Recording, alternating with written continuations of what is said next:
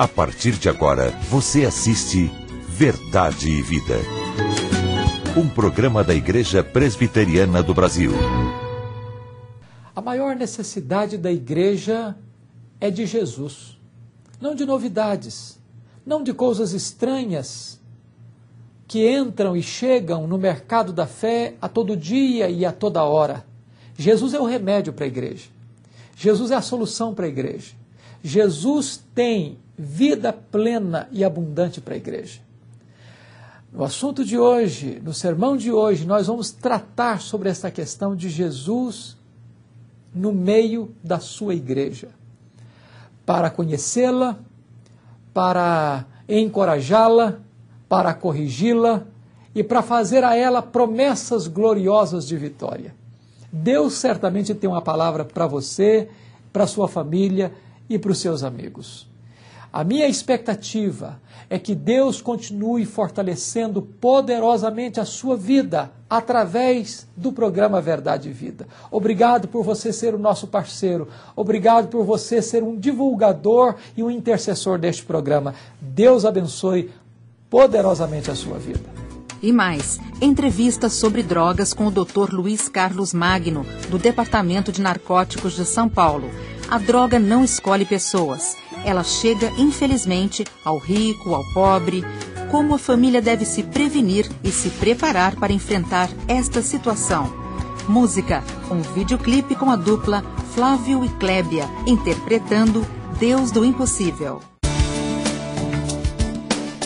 Verdade e Vida. A palavra de Cristo para uma vida melhor. Com alegria que recebemos mais uma vez o Dr. Luiz Carlos Magno. Ele é presbítero da Igreja Presbiteriana de Tucuruvi, São Paulo. Ele é delegado de polícia do Departamento de Narcóticos e também especialista em dependência química. Exato. Seja bem-vindo mais uma vez no Verdade e Vida. Prazer, Daniel. Muito obrigado. E continuar no assunto, não é? De falar sobre drogas. E nessa abertura dizer para as famílias, Daniel, que droga tem sido, eu considero, a substância mais democrática que eu conheço. Por quê? Porque droga não respeita a cor, não respeita o padrão social, não respeita a religião.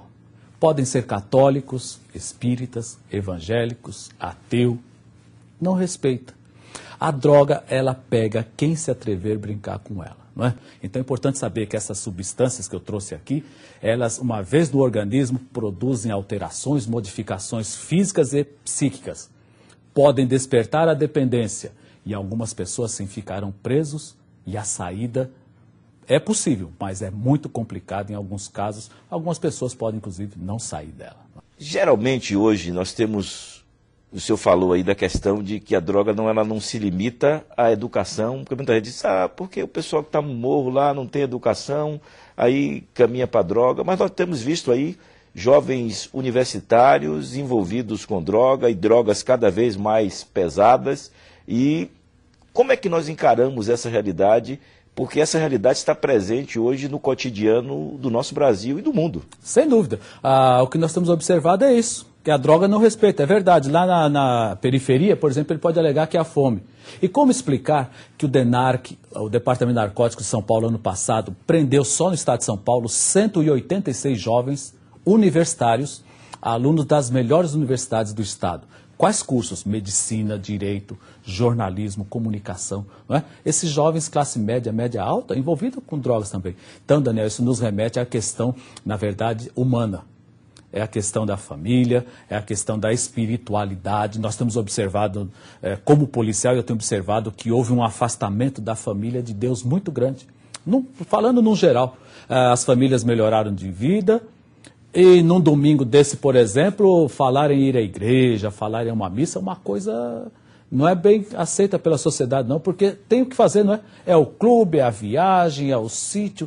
Mas os pais estão, Daniel, perdendo uma ótima oportunidade de ensinar as crianças. Ensinar o quê? O amor, o respeito a Deus, a família, a respeitar os padrões sociais, a ética. É por aí que nós vamos começar a abrir uma brecha para tirar e ajudar as pessoas a sair das drogas. O senhor falou da questão do exemplo. Eu já ouvi dizer que ninguém começa se embriagando. Uhum. Começa achando a garrafa de cerveja na geladeira da casa, a garrafa do vinho, bebidas socialmente aceitáveis. Não bebidas, entre aspas, lícitas. Ok. Como é que o senhor encara isso enquanto especialista nessa área? Bom, eu vou usar um dado do jornal Estado de São Paulo faz 2 anos, uma pesquisa mostrando que 28% dos jovens embriagados disseram numa pesquisa que começaram a beber em casa. Isso, exatamente o que você disse. Vendo o papai e a mamãe beber, os tios, a facilidade, porque está ali na geladeira, está ali na copa, não é? Observando os adultos fumando. E aí, Daniel, então nós temos aquela frase fantástica que diz: os pais são figuras de autoridade, modelo para as crianças. Não é? Você vê que eu tenho aqui na mesa, por exemplo, alguns medicamentos. O abuso de medicamentos tem sido considerado uma porta aberta. Por exemplo, aqui eu tenho 2, Daniel, rapidinho. Tarja preta. Onde é que os pais guardam isso em casa? Fala para mim. Deixa em cima da estante, perto da televisão. Gente, remédio tarja preta, está escrito aqui, ó. O uso desse medicamento pode causar dependência. Pode causar dependência. Portanto, medicamentos podem ser, em alguns casos, mais potentes que maconha, por exemplo. Até porque maconha não mata por overdose. E aqui mata por overdose. Esse outro que eu tenho na mão, anfetaminas, moderadores do apetite, droga para emagrecer. Vicia tanto quanto cocaína, com os mesmos problemas. Então, percebe, esse tipo de informação abre uma luz. Então, a senhora que está nos vendo em casa, por exemplo, uma senhora evangélica, uma boa católica, diz: doutor, eu nunca cheiraria cocaína. Mas se a senhora for viciada em moderador do apetite, padece dos mesmos problemas e o filho dela que cheira cocaína. Nós estamos chegando ao final da nossa entrevista, é pequeno, gostaria de ter bastante tempo.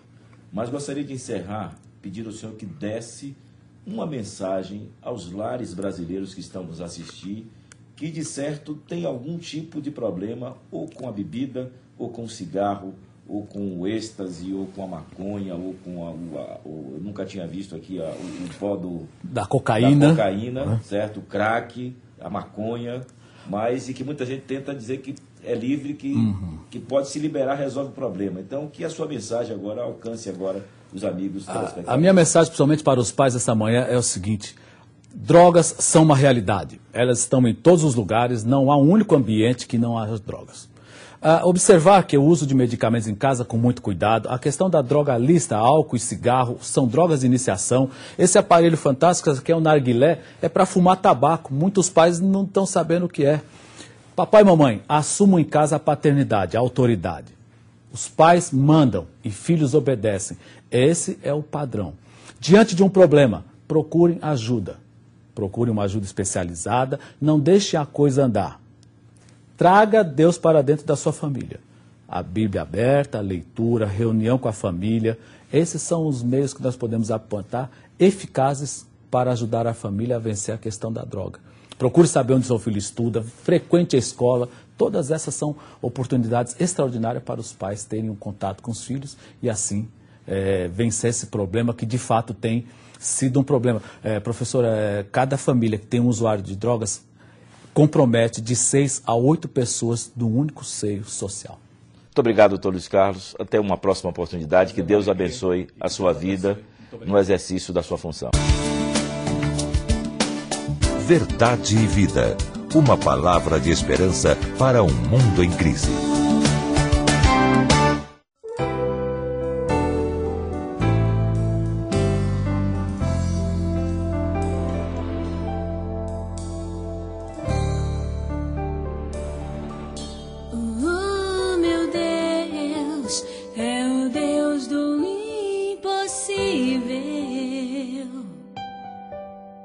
Jeová Jireh, o grande El Shaddai, que abriu o mar vermelho e ao seu povo fez passar, que da rocha água limpa fez brotar. O meu Deus é o Deus do impossível, que liberta encarcerados das prisões, faz da estéril mãe de filhos restaura a alma do ferido e dilata o amor nos corações. Que dá vista aos cegos e aos surdos faz ouvir, faz a tempestade se acalmar.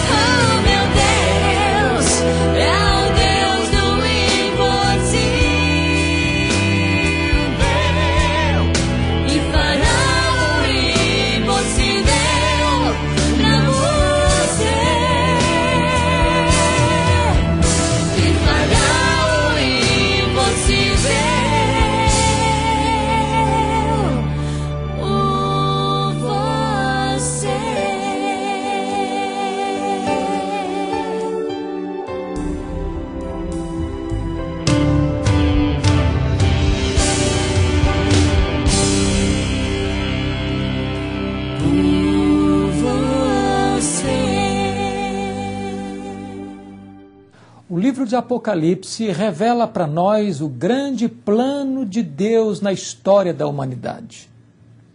Esse livro pode ser facilmente compreendido assim. Nós temos os 3 primeiros capítulos, que são os 7 candeeiros. Temos os capítulos 4 a 7, que são os 7 selos. Depois temos os capítulos 8 a 11, que são as 7 trombetas. Depois nós temos os capítulos 12, 13 e 14, onde nos são apresentados os inimigos da igreja, o dragão, a besta que sobe do mar, que é o anticristo, a besta que sobe da terra, que é o falso profeta, e a grande Babilônia, que é a religião prostituída. Nos capítulos 15 e 16, nós temos as 7 taças da ira de Deus. E nos capítulos 17 e 18 e 19, nós temos a queda destes inimigos da igreja em ordem inversa. Cai a grande Babilônia, cai o falso profeta, cai o anticristo, cai o dragão, que é o diabo. Nos capítulos 20, nós temos o relato, então, do reinado de Cristo com as almas no céu. Nós temos, então, a cena do juízo final, da condenação do diabo, de seus agentes e dos ímpios. E nos capítulos 21 e 22, nós temos então novos céus e nova terra. Notem vocês que a partir do capítulo 4, nós vamos ver o mundo perseguindo a igreja e em seguida nós vamos ver o juízo de Deus sobre o mundo em resposta às orações da igreja. Mas é notório perceber que antes de Deus julgar o mundo, Deus julga a igreja. O juízo precisa começar na casa de Deus. E aqui você vai perceber nos capítulos 2 e 3 as cartas às igrejas da Ásia, às 7 igrejas da Ásia. E, na verdade, estas igrejas, elas não são apenas, como alguns entendem, estágios da história, como se cada igreja dessa representasse um período da história. O nosso entendimento é que em cada igreja dessa você pode ter todos os períodos representados. Porque numa mesma igreja você tem gente andando com Deus e você tem gente se afastando de Deus. Numa mesma igreja você tem gente fiel a Deus e você tem gente apostatando-se da fé. Numa mesma igreja tem gente que morre por Cristo, pela sua fidelidade a Cristo, e você tem gente que está trocando Cristo pelos prazeres do mundo ou pelos enganos de Satanás. Estas 7 cartas revelam-nos que Cristo está no meio da igreja. Ele é aquele que anda no meio dos candeeiros. Os candeeiros são as igrejas. E ele não apenas está no meio, ele está andando no meio da igreja, conhecendo a igreja, sondando a igreja, investigando a igreja, consolando a igreja, exortando a igreja, corrigindo a igreja, fazendo promessas de vitória para a igreja. Aqui nós vamos encontrar algo maravilhoso, porque para cada uma dessas 7 igrejas, Jesus se apresenta. E a apresentação de Jesus, você vai perceber que é já o remédio para o problema que a igreja está enfrentando. Quando Jesus se apresenta, não é uma apresentação qualquer e nem uma apresentação sem propósito. Para cada igreja, ele se apresenta de uma maneira diferente, dizendo para esta igreja: eu sou a solução para você, eu sou o remédio para você.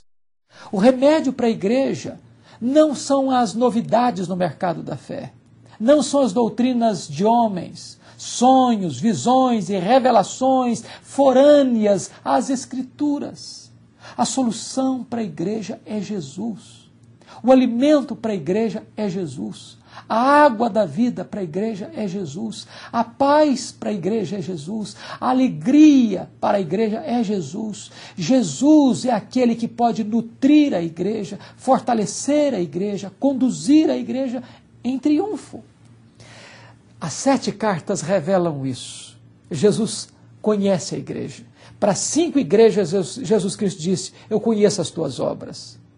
Para 2 igrejas, Jesus Cristo diz assim: eu conheço o teu sofrimento. Ele disse isso para a igreja de Esmirna. Ele disse para a igreja de Pérgamo: eu conheço o lugar onde habitas, onde está o trono de Satanás. Jesus sabe quem é você. Jesus sabe o que você faz. Jesus sabe o que você está sofrendo. E Jesus Cristo sabe onde você está. Não há circunstância da sua vida que possa escapar ao conhecimento e ao controle do Senhor Jesus Cristo.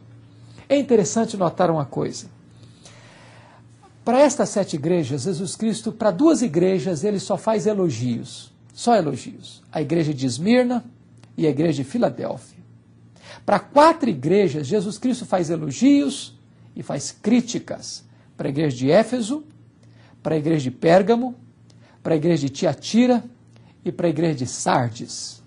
Mas para uma igreja, Jesus Cristo não tem elogios, ele só tem críticas. Para a igreja de Laodiceia. É interessante perceber que a avaliação que Jesus Cristo faz da igreja pode diferir em muito da avaliação que nós fazemos da igreja. Porque a Bíblia diz que ele, Jesus, tem olhos como chamas de fogo. Ele penetra naquilo que o nosso olho humano não pode ver. Ele conhece aquilo que nós não conseguimos alcançar. Jesus Cristo não tem uma opinião sobre a igreja. Ele tem um conhecimento exato, absoluto do estado da igreja. Quando Jesus Cristo foi olhar para a igreja de Éfeso, ele elogiou aquela igreja pela sua ortodoxia, pelo seu zelo doutrinário, pela investigação que aquela igreja fazia daqueles que se diziam apóstolos e não eram, pela capacidade daquela igreja de sofrer tribulações e permanecer firme na doutrina. Mas Jesus olhou para esta mesma igreja e disse: Éfeso, eu tenho uma coisa contra ti, é que tu abandonaste o teu primeiro amor. Muitas vezes, na própria luta da defesa da verdade, no próprio trabalho exaustivo de manter a fidelidade doutrinária, a ortodoxia, a igreja pode perder o amor. E o Senhor Jesus não se agrada de uma igreja apenas ortodoxa, mas sem amor, de uma igreja fiel à doutrina, mas que perdeu a bênção da comunhão fraternal e a bênção daquele amor profundo e gostoso pelo seu Salvador. Jesus Cristo olhou a igreja de Esmirna. Aquela igreja era uma igreja pobre, mas Jesus vê aquela igreja e diz: tu és rica. dizendo assim que a riqueza de uma igreja não está na beleza do seu templo, no seu orçamento, na quantidade de membros e nem na influência política, econômica ou social desses membros na sociedade. A riqueza de uma igreja está na pujança espiritual de seus membros, ainda que sejam pessoas pobres. Uma igreja é rica aos olhos de Deus quando ela tem santidade, quando ela tem vitalidade espiritual. Jesus Cristo olhou para a igreja de Pérgamo. Aquela igreja era uma igreja que tinha gente disposta a morrer por Cristo, como Antipas, que morreu martirizado no ventre de um boi de bronze, queimado, vivo. Mas ao mesmo tempo nesta igreja tinha gente transigindo com a verdade e seguindo as terríveis, perversas e heréticas doutrinas de Balaão. Jesus olhou para a igreja de Tiatira, tinha gente lá sendo firme na fé, gente que estava trabalhando mais do que quando havia se convertido, gente que realmente estava expressando amor uns pelos outros. Mas aquela igreja estava cedendo espaço para uma falsa profetisa Jezabel, induzindo os crentes à prostituição. Notem que a igreja de Tiatira é o oposto de Éfeso. Se Éfeso tinha doutrina sem amor, Tiatira tinha amor sem doutrina, e Jesus corrige a ambas, porque ele não se agrada de doutrina sem amor, nem se agrada de amor sem doutrina. As duas coisas não podem estar separadas. Deus quer que a igreja seja firme na doutrina e forte no amor, rica na prática do amor. Jesus Cristo olhou para a igreja de Sardes. Aquela igreja tinha nome de quem vivia. Talvez uma igreja viva liturgicamente, talvez uma igreja pujante no sentido de ter muitos programas, de ter uma agenda linda, de muitas atividades. Talvez os seus membros fossem membros dinâmicos na sociedade. Mas Jesus Cristo olha para aquela igreja e diz: tu estás morta.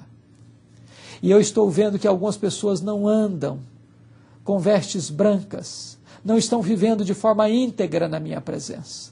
E Jesus então vai dizer que haviam poucos que não tinham contaminado as suas vestiduras, que estavam andando firmemente com o Senhor.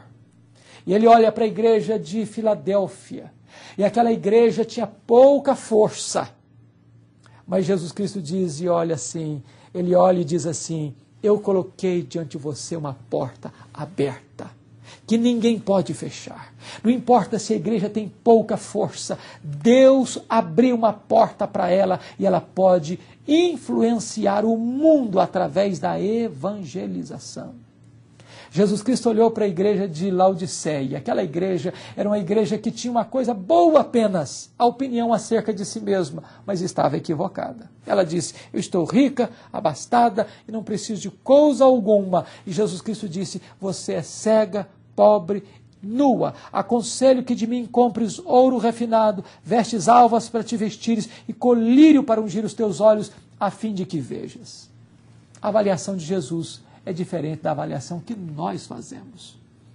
Aí o Senhor Jesus Cristo vai trazer uma palavra para aqueles crentes, para os vencedores, ao vencedor. Você vai ver esse estribilho em todas as 7 cartas, revelando-nos com isso uma verdade soleníssima, que nem todos os membros da igreja visível fazem parte da igreja invisível, que nem todos os membros da igreja militante fazem parte da igreja triunfante, nem todos os que têm os seus nomes no rol de membros da igreja têm os seus nomes escritos no livro da vida, nem todos os que estão frequentando a igreja são vencedores. Quem é você? O seu nome já está escrito no livro da vida. Você é um vencedor. Você é alguém que já entregou sua vida para Jesus. Você já nasceu de novo. Você já é uma pessoa convertida. O seu nome está registrado no livro do céu. Você já foi selado com o Espírito Santo da promessa. Você já faz parte do rebanho de Deus, da família de Deus, da igreja do Deus vivo. Você já é a noiva do Cordeiro. Você já está debaixo do sangue do Cordeiro. Você só poderá ser um vencedor se você está salvo por Jesus Cristo. Não se contente em apenas ser um membro de uma igreja evangélica. Não se contente em apenas frequentar uma igreja evangélica. Não se contente em apenas ser filho de crentes. Não se contente em apenas ter uma Bíblia e fazer suas orações. Você precisa certificar-se de que verdadeiramente você nasceu de novo, para que você seja um vencedor. Quando você nota, Jesus termina estas 7 cartas com a mesma palavra. Quem tem ouvidos, ouça o que o Espírito diz às igrejas. Eu quero me dirigir a você neste momento. Você acabou de ouvir esta palavra, que Jesus está no meio da igreja. Nós somos a igreja. Jesus está conhecendo a nossa vida, investigando a nossa vida. Ele sabe quem nós somos, não apenas lá na hora do culto, como nós somos dentro da nossa casa, no nosso casamento, com relacionamento com os nossos filhos, com os nossos pais, com o nosso cônjuge, com os nossos colegas de trabalho, lá na nossa escola, como é que nós nos comportamos na nossa vida pessoal, na nossa vida pública. Eu quero dizer para você que ninguém pode enganar a Jesus. Ele tem olhos como chamas de fogo. E Ele está olhando para a sua vida. Quem é você? Você é um vencedor. Você tem hoje os seus ouvidos abertos para ouvir o que o Espírito Santo está lhe dizendo. Que Deus ajude você. E que neste momento você pare e reflita e se volte para Jesus de todo o seu coração, para ser um membro vitorioso da Igreja do Deus vivo. Para você, naquele glorioso dia, quando Jesus voltar, você possa ter o seu corpo transformado, glorificado, para estar com Ele para todo sempre, reinar com Ele pelos séculos dos séculos. Deus abençoe você, Deus fortaleça o seu coração, em nome de Jesus. Verdade e Vida, mostrando o caminho do perdão e da vida eterna. Eu sou o caminho, e a verdade e a vida. Ninguém vem ao Pai senão por mim.